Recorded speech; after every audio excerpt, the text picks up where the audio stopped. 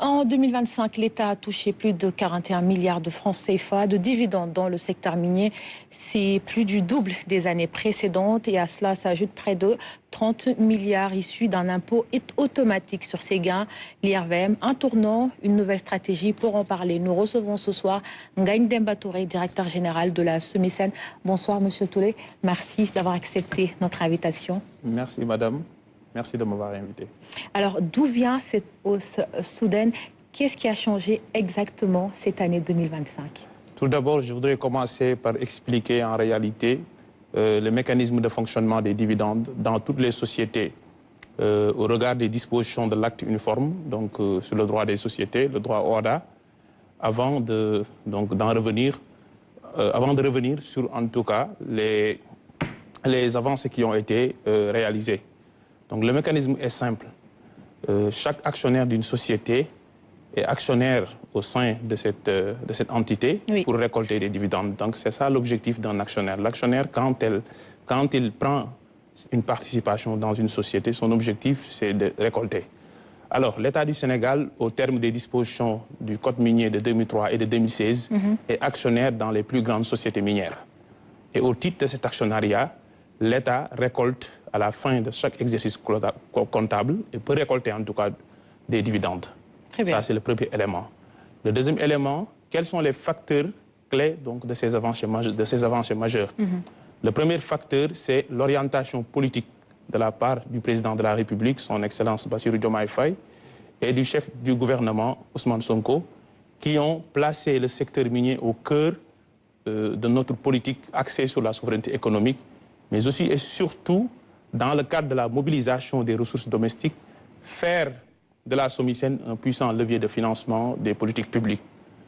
Ensuite, le soutien précieux de notre ministre de tutelle technique, M. Birame Souleye Diop, qui nous a permis d'être présents dans les conseils d'administration. En réalité, c'est dans les instances délibérantes des sociétés minières que les décisions politiques sont prises, notamment la distribution de dividendes. Ensuite, le dispositif qui a été déployé en interne au niveau de la SOMISEN, à travers l'évaluation et l'audit du portefeuille minier de l'État, la collecte documentaire d'informations financières, techniques, juridiques, environnementales et sociales, le déploiement d'un manuel de gestion du portefeuille avec la coordination de la représentation de l'État pour la défense de sa position et de ses intérêts stratégiques. Et c'est ce dispositif, cette stratégie qui a abouti à ces performances historiques. Donc ces chiffres sont bien à la hauteur de vos attentes? Bien sûr. Très bien. Mais le potentiel est sous-exploité. On en reparlera. Et pendant longtemps, on a reproché l'État qui est actionnaire, mais d'être trop passif. Et on assiste à une vraie bousculade dans sa manière d'intervenir. Et qui pilote exactement aujourd'hui cette stratégie? En fait, il y a ce qu'on appelle le portefeuille minier de l'État. Le portefeuille, c'est l'ensemble des actions détenues par l'État au sein des sociétés minières. Au regard de la loi qui a créé la SOMISEN est détentrice aujourd'hui de ce portefeuille. Elle le gère au nom et pour le compte de l'État du Sénégal, qui est l'État actionnaire. Revenir sur l'IRVM. En réalité, lorsque le conseil d'administration propose à l'Assemblée générale qui adopte une résolution tendant à distribuer des dividendes, c'est-à-dire affecter tout ou partie du résultat net à la distribution de dividendes, l'État prend 10% au titre de l'IRVM. L'IRVM, c'est un impôt prélevé à la source sur le revenu des actionnaires. Et comme vous l'avez dit, estimé à 29 milliards, ce qui nous permet d'atteindre 70 milliards. Donc aujourd'hui, il y a une lisibilité dans le secteur en ce qui concerne l'encadrement institutionnel avec l'intervention de l'ensemble des parties prenantes. Très bien. Il ne faut pas confondre les dividendes de l'impôt ou de l'ensemble des prélèvements fiscaux et parafiscaux qui relèvent de la compétence donc, des régies financières, notamment de la DGID et de la Direction générale des douanes, mais aussi et surtout de la redevance minière qui est liquidée par la Direction du contrôle et de la surveillance des opérations minières. Très bien. Les recettes, on a vu, sont en forte hausse, mais les attentes aussi. Que peut-on espérer pour 2026 et même au-delà? Et surtout, est-ce que les populations verront les retombées de tout cela? Effectivement, c'est une question très importante, puisqu'aujourd'hui, nous sommes dans une logique financière. Parce que le Premier ministre a présenté aux Sénégalais, le vendredi dernier, un plan de redressement. Et le plan est axé sur l'endogénisation de notre modèle économique qui passe par la mobilisation des ressources domestiques et le financement endogène, c'est-à-dire comment relever le pari et le défi du développement économique et social de notre pays sans trop dépendre de l'endettement, d'un endettement qui sera excessif et mal maîtrisé. Je vous donne un chiffre. Au regard de la loi de finances rectificative de cette année, 2025, le Sénégal déboursera 1057 milliards pour les intérêts de la dette. 1057 milliards rien que pour les intérêts de la dette, sans parler de l'amortissement avec le principal, sans parler du financement du déficit budgétaire. Qu'est-ce que cela veut dire? Cela veut dire que le défi majeur pour notre pays, c'est d'abord collecter des ressources domestiques, endogènes, mais aussi et surtout bien gérer ces ressources. Donc ça, c'est un enjeu important pour la SOMISEN. La SOMISEN, qui vivait essentiellement des subventions publiques, doit devenir aujourd'hui une locomotive, doit devenir aujourd'hui une véritable structure pourvoyeuse de recettes pour l'État. Donc ça, c'est le premier élément. Oui. Le deuxième élément, parmi les enjeux qui nous attendent, c'est la logique économique.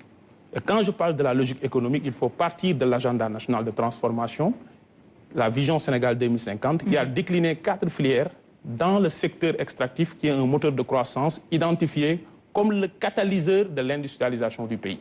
La filière des métaux précieux. Oui. Comment faire en sorte que la production aurifère de l'or de notre pays puisse déboucher sur la bijouterie pour soutenir toute une industrie, la chaîne de valeur à travers la raffinerie, mais aussi et surtout permettre à l'État, s'il l'estime nécessaire, de constituer ce qu'on appelle une réserve nationale d'or pour se prémunir des risques exogènes.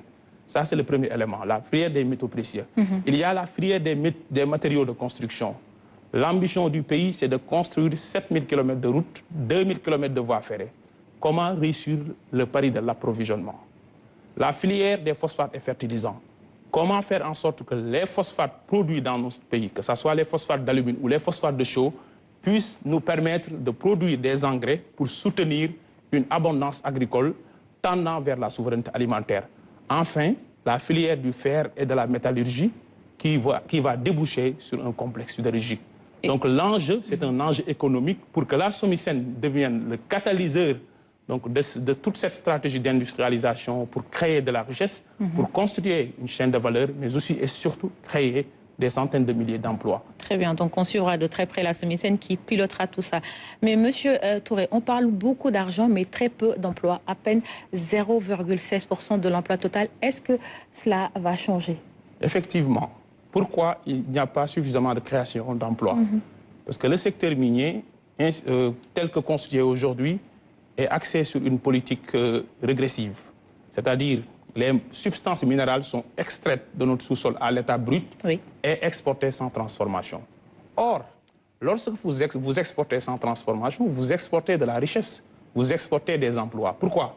Parce que là où l'usine se trouve, c'est ce pays-là qui va récolter ces emplois. C'est ce pays-là qui va créer des emplois dans son pays. C'est la raison pour laquelle tout l'enjeu est axé sur la valorisation et la transformation in situ, c'est-à-dire sur place, des ressources minérales. Très bien. Et si les chiffres sont historiques, les attentes sociales le sont autant. Qu'est-ce que vous avez prévu pour les populations environnantes? Tout d'abord, il faut circonscrire l'action de la Direction générale de la SOMISEN dans les actions, dans les missions qui sont conférées à la SOMISEN. Donc la SOMISEN n'assume pas le rôle de l'État administrateur. La SOMISEN est cantonnée dans la logique économique et financière pour assumer cette mission d'opérateur de l'État. Ça, c'est le premier élément. Le deuxième élément, c'est-à-dire, est que quand nous récoltons 70 milliards, ces 70 milliards vont rentrer dans les caisses de l'État. Au regard des dispositions, notamment des principes budgétaires, notamment le principe d'unicité de caisse. Mais cet argent-là va servir à électrifier des milliers de villages. Cet argent va servir à désenclaver les localités les plus éloignées du pays. Cet argent-là va servir à construire des routes, à construire des écoles. Et c'est ça la stratégie. Parce que l'ambition des autorités, encore une fois, c'est de réussir le pari du financement. Tous les pays connaissent leurs problèmes. Mais l'enjeu, c'est comment trouver l'argent pour financer le développement de mon pays sans risquer un endettement mal maîtrisé qui nous a amené jusqu'à 119%. Et quelles sont aujourd'hui les perspectives de la SOMISEN?